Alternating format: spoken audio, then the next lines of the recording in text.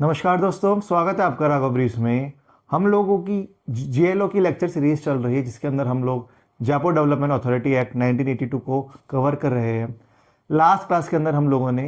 Chapter 10 को cover किया था, जहाँ पे हमने ये डिस्कस किया था कि जीडी के पास में कौन कौन सी पावर्स है जिसके अंतर्गत वो लेवाई और चार्जेस इम्पोज कर सकता है बिल्डिंग्स और बिल्डर्स के ऊपर जो कोई भी कंस्ट्रक्शन करना चाहते हैं, या फिर उन वेकेंट लैंड के ऊपर जो इंडिविजुअल जो है जेडीए से जिन्होंने अपनी जो लैंड को खरीदी थी और वो उस लैंड के ऊपर कोई भी डेवलपमेंट वर्क नहीं कर रहे, तो जेडीए उनके ऊपर किस तरीके से जो लेवाए और जो चार्जेस है वो इम्पोज कर सकता है। आज हम लोग चैप्टर 11 को डिस्कस करेंगे, जहां पर हम लोग prosecution, suits and power of police के बारे में डिस्कस करेंगे। तो आइए स्टार्ट करते हैं आज का सेशन।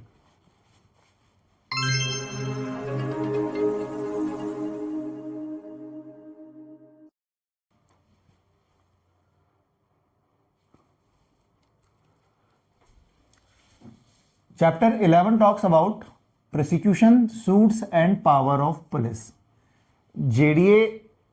कौन कौन से सेक्शन के अंतर्गत आपको प्रोसिक्यूट कर सकता है, आपके खिलाफ सूट्स दाखिल कर सकता है, और पुलिस की क्या क्या पावर है, वो सारे के सारे जो हम सेक्शन प्रोविजंस है वो हम लोग चैप्टर 11 के अंदर डिस्कस करेंगे।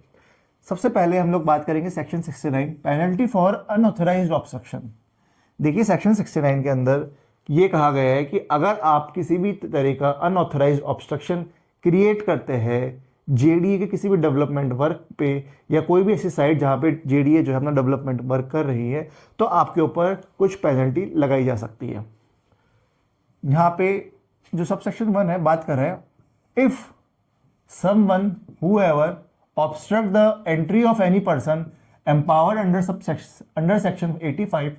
to enter in or upon any land or building in any part of the Jaipur region for the purpose mentioned in that section। अगर कोई भी इंडिविजुअल जो है वो उस पर्सन को जो कि ऑथराइज्ड है अंडर सेक्शन 85 के अंदर, जो इंडिविजुअल सेक्शन 85 के अंदर ऑथराइज्ड है किसी भी ऐसी लैंड या बिल्डिंग के अंदर एंटर करने के लिए जो जयपुर रीजन के अंदर एग्जिस्ट करती है, और अगर आप उस इंडिविजुअल जिसको ऑथराइज किया गया सेक्शन 85 में उसको ऑब्स्ट्रक्ट करते हैं, आप ऐसा अवरुद्ध पैदा करते हैं, उसको रेजिस्ट करते हैं, तो आपको सेक्शन 69 के अंदर पिनलाइज किया जा सकता है। तो यहाँ पे जो सेक्शन 1 है वो बात करता है कि ब्लॉक, अगर आप किसी को भी ब्लॉक करते हैं या फिर किसी की एंट्री को आप ब्लॉक करते हैं, तो आप यहाँ पे सब सेक्शन 1 के अंदर जो है पिनलाइज हो सकते हैं। सब सेक्शन 2 बात कर रहे हैं molest such person as aforesaid after such entry, या फिर कोई इंडिविजुअल ऑलरेडी एंटर्ड हो चुका है उस साइट पे, उस विजिट पे जहां पे जेडीए अपना डेवलपमेंट वर्क कर रही है, और अगर वहां पे उस पर्सन को आप मॉलेस्ट करते हैं, उसको हैरेस करते हैं, तो भी आपको सेक्शन 69 के अंदर पिनलाइज किया जा सकता है।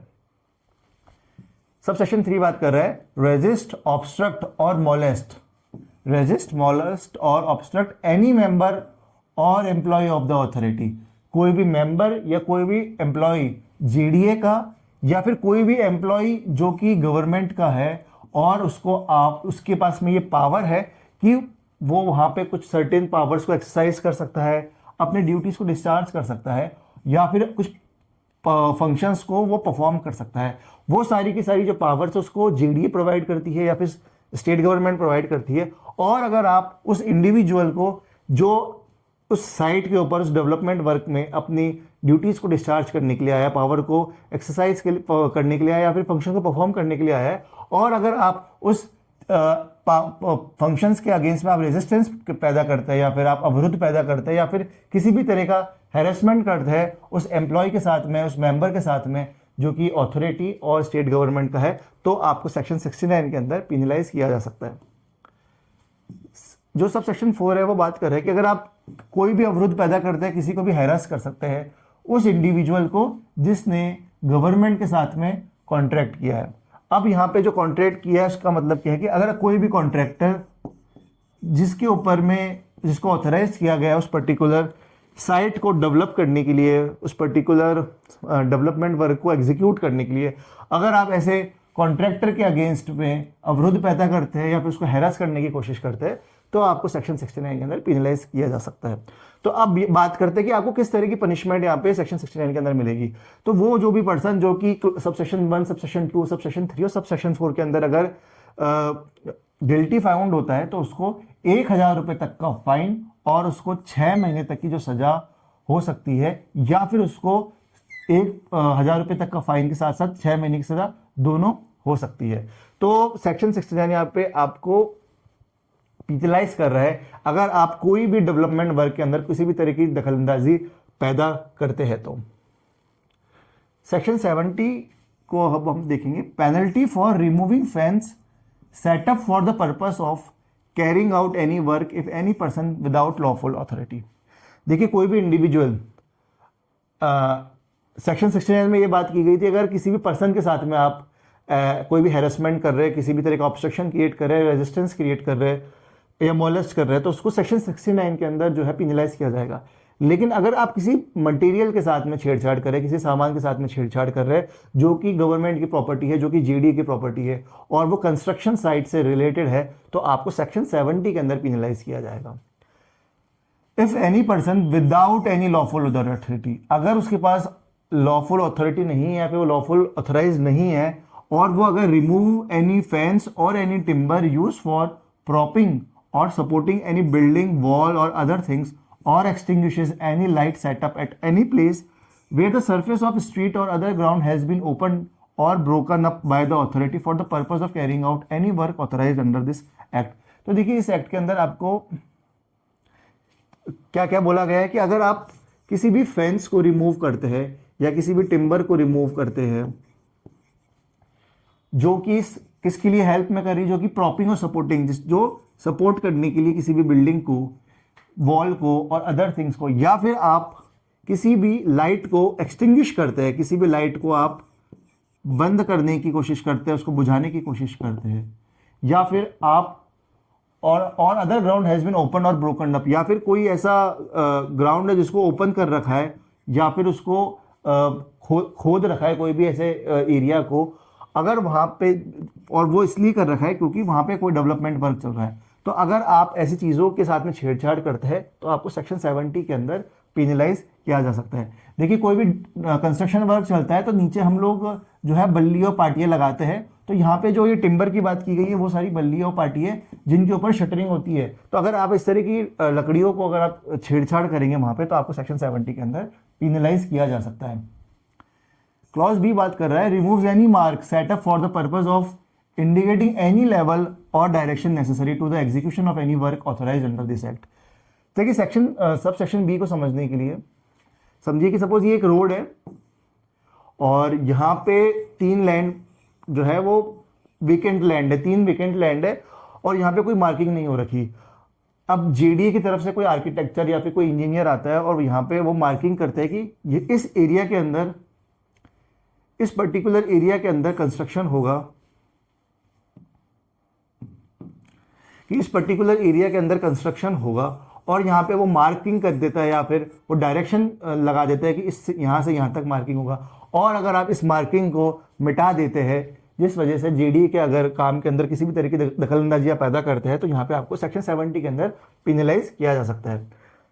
क्लॉज सी बात कर रहा है, infringes any order given or removes any bar, chain or post fixed by the authority for the purpose of closing any street to traffic during the course of execution of any work under this act. देखिए इसी road के ऊपर अगर JDA ने block कर रखा है इस रोड को और अगर आप इस ब्लॉक को हटा देते हैं विदाउट लॉफुल ऑथराइजेशन तो आपको सेक्शन 70 के अंदर पिनलाइज किया जा सकता है। अब यहाँ की जो पनिशमेंट है सेक्शन 70 की, वो पनिशमेंट क्या है कि आपको 1,000 रुपये तक का जो है जुर्माना यहाँ पे लगा सकता है जेडीए।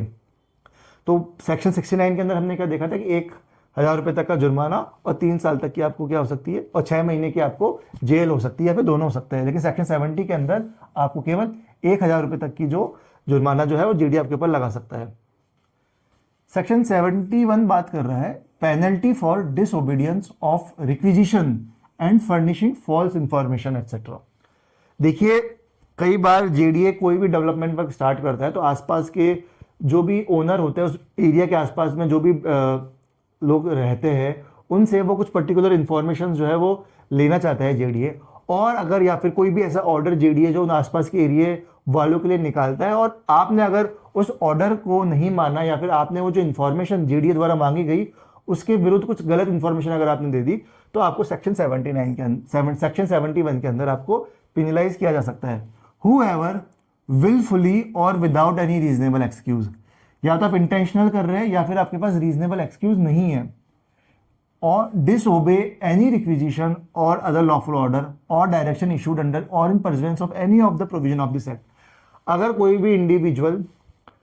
willfully with intentional या फिर without any reasonable excuse disobey करता है जेडीए के ऑर्डर को या फिर ऐसे कोई सी रिक्विजिशन को जो जेडीए ने कहा है कि आपको मानना पड़ेगा क्योंकि हम एक पर्टिकुलर डेवलपमेंट वर्क कर रहे हैं, तो उसको अगर डिसोबे करता है कोई भी इंडिविजुअल तो उसको सेक्शन 71 के अंदर पिनलाइज किया जा सकता है, उसको पनिश किया जा सकता है। क्लॉज बी बात कर रहा है whoever being required under any of the provision of this act to make any return or to furnish any information make a false return or furnishes false information। अगर आपसे कोई भी रिपोर्ट मांगी जा रही है, आपसे कोई भी इंफॉर्मेशन मांगी जा रही है और आप गलत इंफॉर्मेशन देते हैं, अगर आपसे ये पूछा जा रहा है कि इस रोड के पास में आपकी जो लैंड है उसके बीच में गैप कितना है, तो सपोज इसके बीच में 20 मीटर का गैप है जो कि इस लैंड के बीच में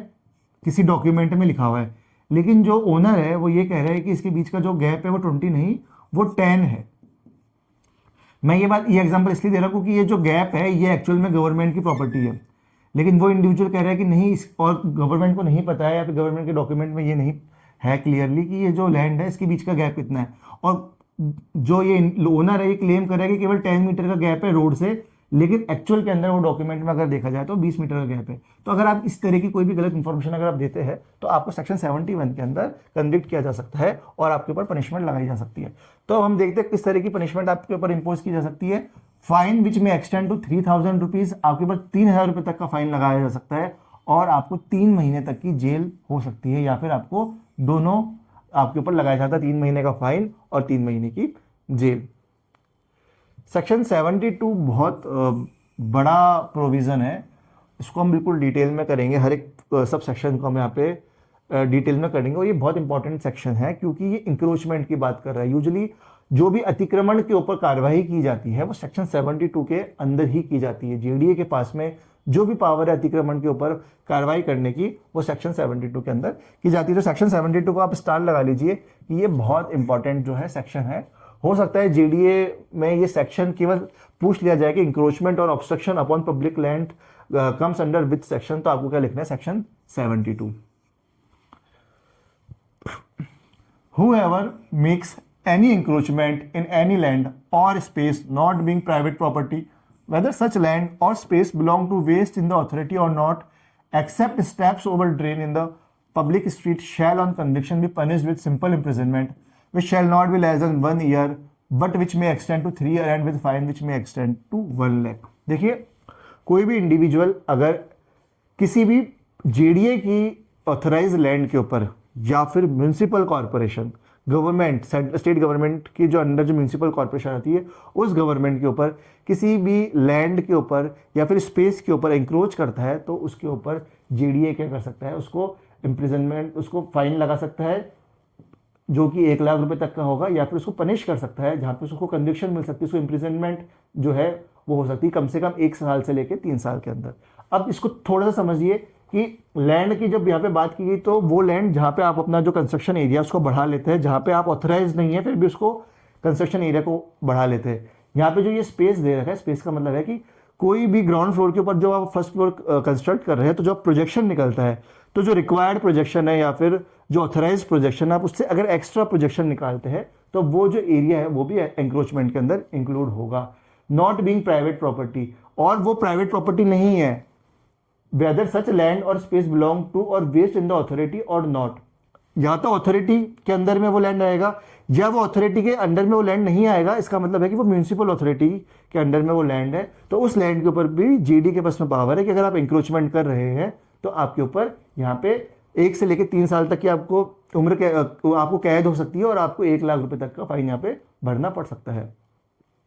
provided that the court may for any advocate or special reasons to be mentioned in the judgment impose a sentence of imprisonment for a term of less than 1 year। अगर court को लगता है कि कुछ certain circumstantial reasons है, special reason है, तो वो आपको चाहे तो 1 साल से कम की सजा भी यहाँ पे कोर्ट जो है दे सकता है। तो ये आपका हो गया पीनल क्लॉज, जहां पे आपके ऊपर जो है इम्प्रिजनमेंट लगाई जा सकती है, आपके ऊपर जो है फाइन लगाया जा सकता है।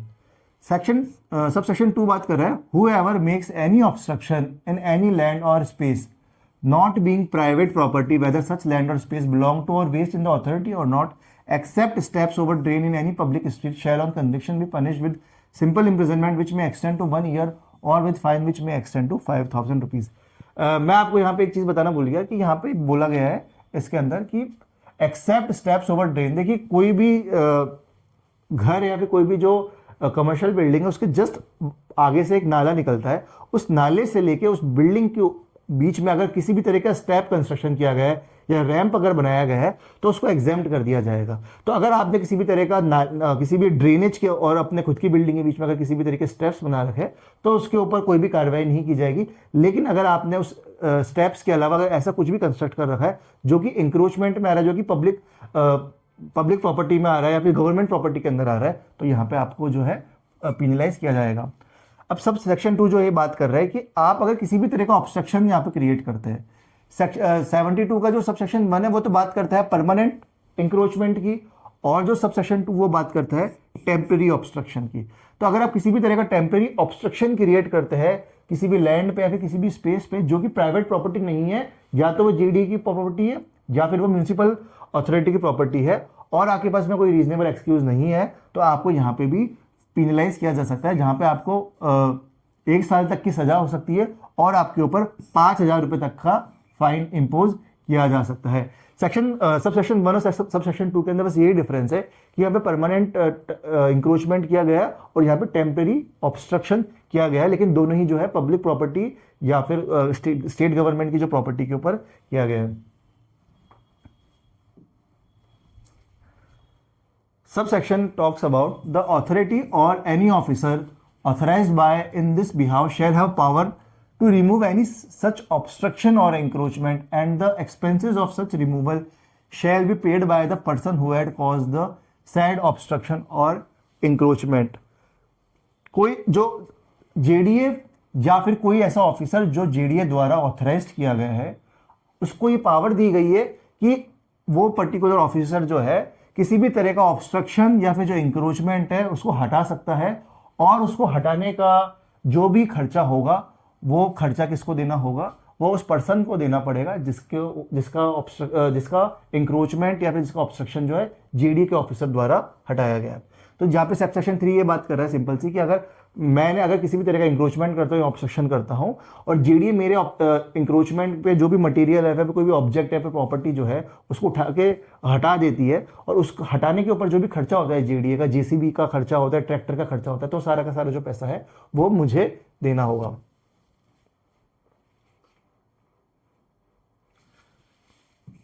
सबसेक्शन 4 बात कर रहा है, whoever not being duly authorized in that behalf removes earth, sand or any other material from any land or spaces as aforesaid shall be punished on conviction with imprisonment which may extend to 1 year or with fine which may extend to 25,000 rupees। देखिए subsection 4 भी बहुत important section है, आपको subsection 1 को याद रखना है जहां पे इंक्रोचमेंट की बात की गई, सेकंड सबसेक्शन 2 में ऑब्स्ट्रक्शन की बात की गई है, थर्ड के अंदर ये पावर की बात की गई कि जेडी और किसी भी ऑथराइज्ड ऑफिसर के पास ये पावर है कि वो इंक्रोचमेंट और ऑब्स्ट्रक्शन हटा सकता है, और 4 ये बात की गई कि अगर कोई भी इंडिविजुअल पब्लिक प्रॉपर्टी या फिर स्टेट गवर्नमेंट की प्रॉपर्टी या फिर म्यूनिसिपल प्रॉपर्टी या जेडी की प्रॉपर्टी से किसी भी तरह के रिसोर्सेज की चोरी करता है, तो यहाँ पे जो सबसेक्शन 4 है उसके ऊपर 1 साल की सजा और उसको 25,000 रुपए तक की जो 25,000 रुपए तक का जो फाइन है उसके ऊपर इंपोज कर सकता है JDA. Whoever not being duly authorized, जिसको ऑथराइज नहीं है, ऑथराइजेशन नहीं मिला है, रिमूव्स अर्थ, सैंड और अदर मटेरियल। जो भी जयपुर रीजन के अंदर अगर कोई भी नदी पास हो रही है और उस नदी में अगर बालू मिट्टी मिलती है तो वो उस बालू मिट्टी को एक्सट्रैक्ट करता है without any authorisation of JDA या फिर गवर्नमेंट, तो उस कंडीशन में जेडीए जो उसको पनिशमेंट दे सकती है, उसको इम्प्रिजनमेंट किया जा सकता है 1 साल तक, और उसको 5,000 रुपये तक की जो है फाइन इम्पोज किया जा सकता है। Notwithstanding anything contained in the foregoing provision, the authority or the officer authorized by in this behalf shall, in addition to the action taken as provided in this section, also have the power to seize or attach any property found on the land or space referred to in this section, or as the case may be, attached to such land or the space, or permanently fastened to anything attached to such land or space. सब section 1 के अंदर जो encroachment किया गया है, सब section 2 के अंदर जो ऑब्स्ट्रक्शन क्रिएट किया गया है, तो उस ऑब्स्ट्रक्शन और इंक्रोचमेंट के ऊपर अगर कोई भी ऐसी प्रॉपर्टी है जो कि लैंड से कनेक्टेड है, लैंड से अटैच है, या फिर लैंड से अटैच नहीं है, या फिर ऐसी कोई प्रॉपर्टी जो लैंड से अटैच है उसके साथ में अगर कोई भी चीज फास्टन कर रखी है, तो उन सारी की सारी प्रॉपर्टी को जेडी क्या कर सकता है, सीज कर सकता है और उसको अटैच कर सकता है। फॉर एग्जाम्पल कि ये आपकी रोड है, ये आपकी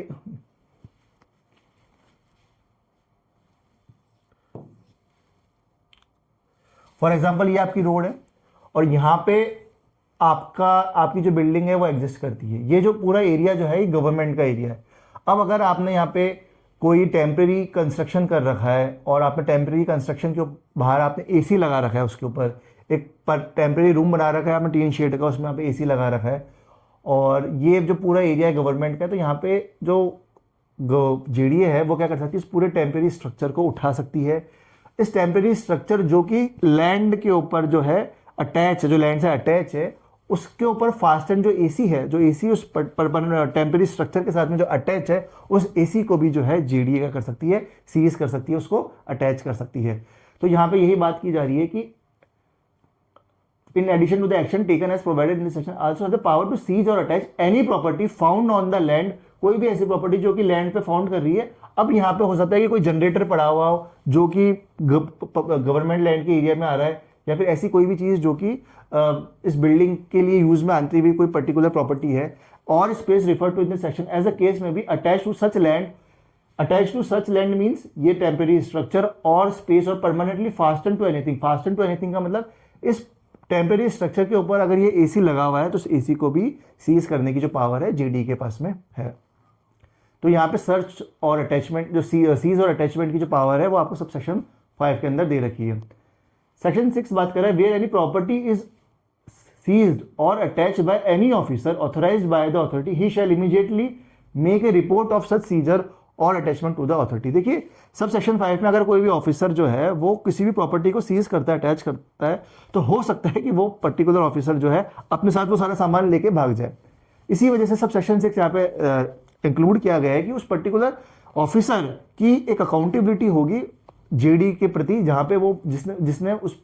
कोई भी प्रॉपर्टी को अगर सीज किया है, फिर कोई भी अटैच की गई है प्रॉपर्टी, तो वो एक रिपोर्ट के अंदर इन चीजों को मेंशन करे और प्रॉपर जो रिपोर्ट है वो जेडीए को सौंपे हाथों हाथ इमीडिएटली।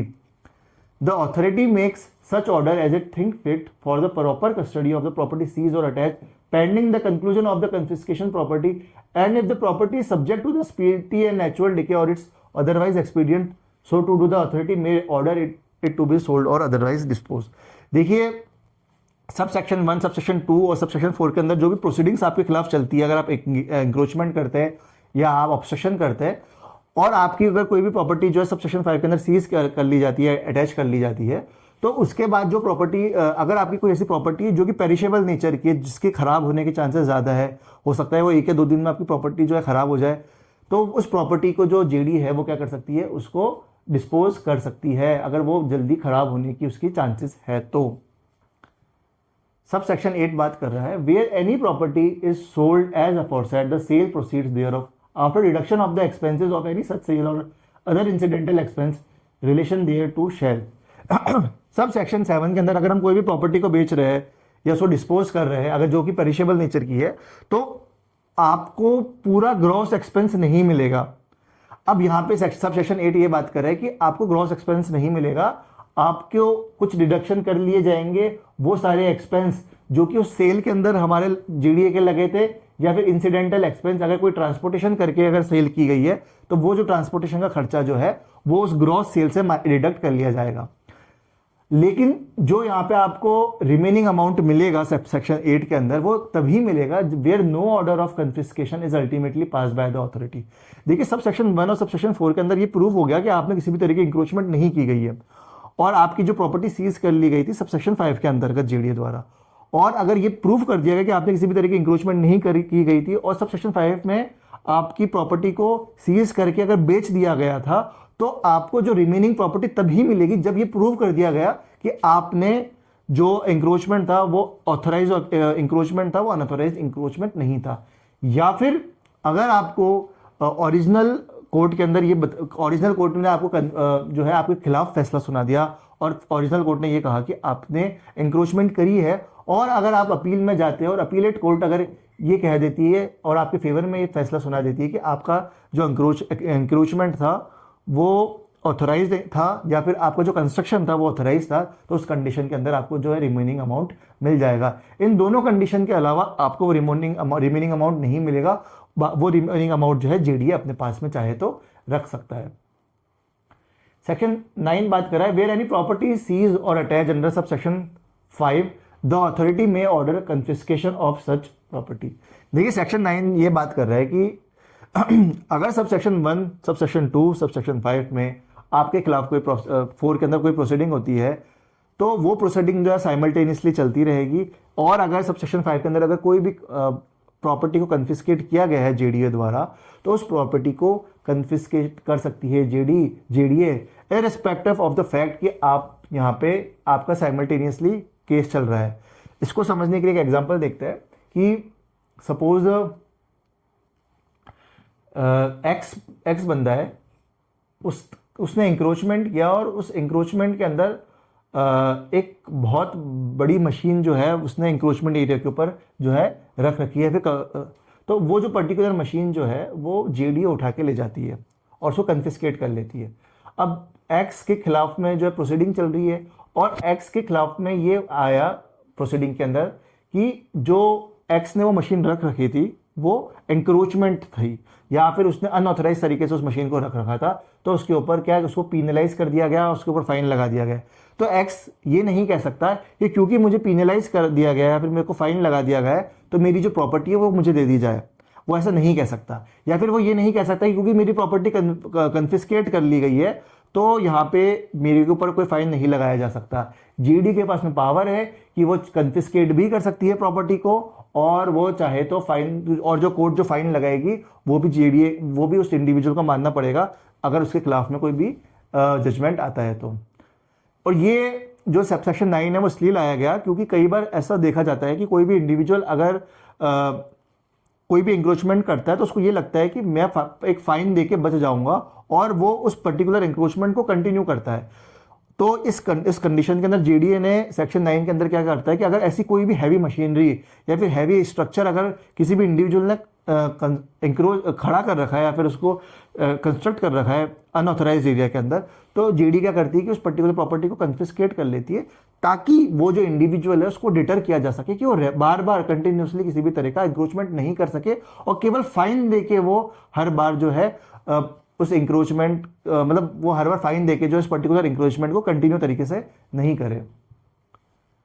सब सेक्शन 10 बात कर रहा है no order for confiscating a property shall be made under sub section 9 unless the owner of such property or the person from whom it is seized or attached is given a notice in writing informing him of the grounds on which it is proposed to confiscate the property। देखिए sub section 10 जो है natural justice की बात करता है कि अगर आपकी कोई भी प्रॉपर्टी को कन्फिस्केट किया गया है तो आपको एक नोटिस दिया जाएगा राइटिंग के अंदर, और आपको बता दिया जाएगा कि कौन कौन से जो रीजंस है जिस वजह से जो आपकी प्रॉपर्टी है उसको कन्फिस्केट किया गया है।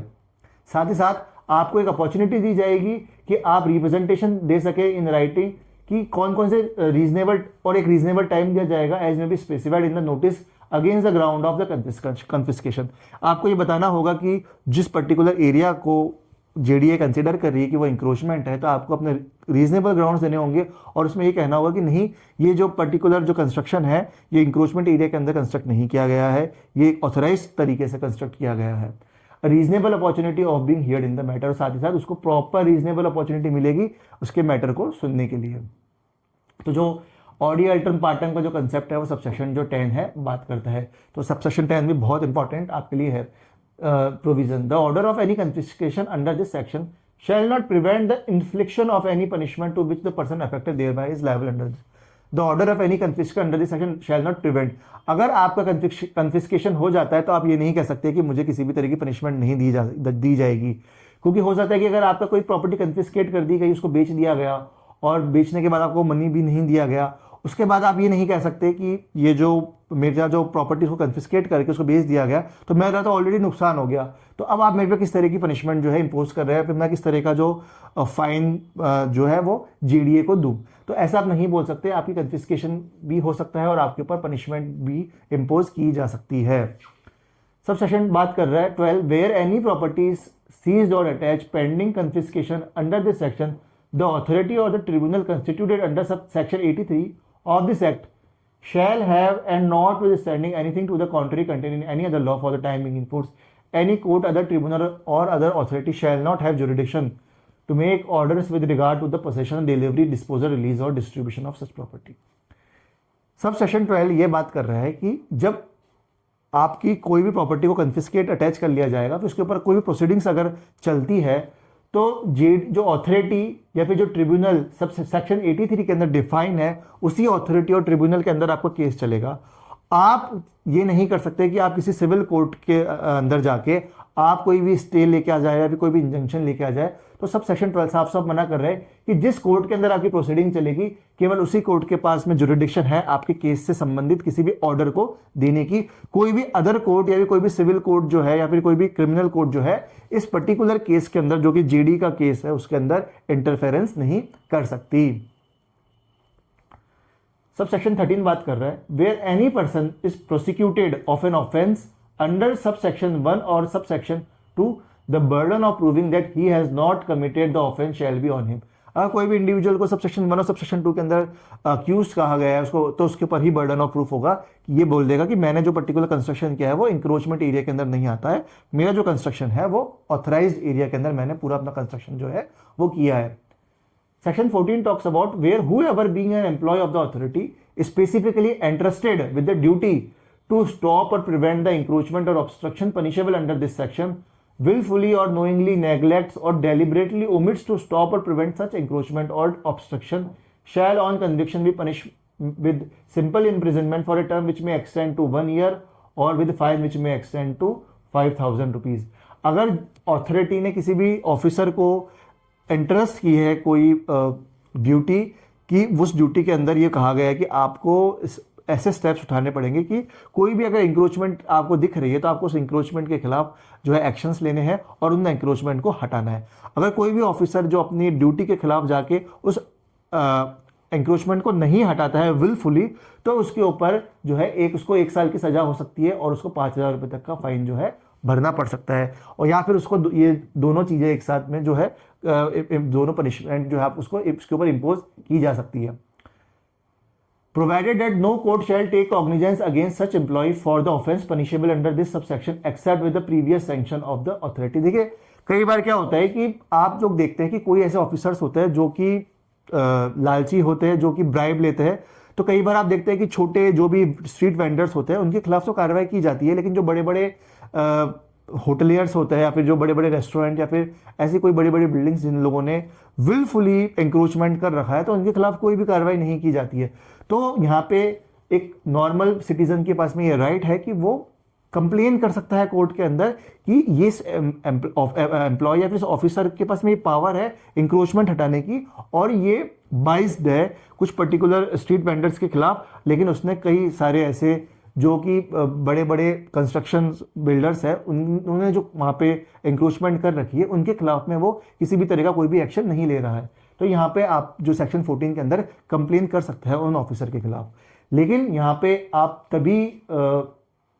Provided no court shall take cognizance, लेकिन कोई भी जो कोर्ट है वो कॉग्निजेंस तब तक नहीं लेगी जब तक कि उसको जेडीए जो है, जब तक कि वो जेडीए की परमिशन नहीं ले लेगा, जब तक जिसको जेडीए का सैंक्शंस नहीं मिल जाता। Section 15 talks about no investigation of an offense under this section shall be made by an officer below the rank of deputy superintendent of police। देखिए सब सेक्शन 1, सब सेक्शन 2, सब सेक्शन 4 के अंदर जो भी proceeding चलेंगे आपके खिलाफ जो भी कॉग्निजेंस लिया जाएगा कोर्ट द्वारा, तो उसके बीच में जो एक इन्वेस्टिगेशन चलेगी, वो इन्वेस्टिगेशन जो है डेप्यूटी सुपरिटेंडेंट ऑफ पुलिस द्वारा ही चलेगी। इससे कम रैंक का कोई भी ऑफिसर जो है वो उस इन्वेस्टिगेशन को नहीं कर सकता। Minimum deputy superintendent of police की जो पोस्ट है, कहीं ऑफिसर जो है आपकी केस की प्रोसीडिंग की इन्वेस्टिगेशन करेगा। अगर कोई भी ऑफिसर डीएसपी की पोस्ट से नीचे का अगर इन्वेस्टिगेशन मिलता गया, तो आपकी जो प्रोसीडिंग है उसको कोर्ट चाहे तो रद्द कर सकता है। तो ये आपको एक इंपॉर्टेंट चीज याद रखनी पड़ेगी कि कौन सी पोस्ट का जो पर्सन है वो मिनिमम रिक्वायर्ड है इन्वेस्टिगेशन करने के लिए, डेप्यूटी सुपरिटेंडेंट ऑफ पुलिस। तो आज की क्लास के लिए बस इतना ही। आज हम लोगों ने सेक्शन 72 को डिटेल में डिस्कस किया। आप लोगों को सेक्शन 72 के ऊपर एम्फेसिस देना होगा, क्योंकि बहुत इंपॉर्टेंट सेक्शन है। तो आज के लिए बस इतना ही। अगर आपने राघव ब्रीफ्स को अभी तक सब्सक्राइब नहीं किया, तो राघव ब्रीफ्स को जरूर सब्सक्राइब करिए। Thank you.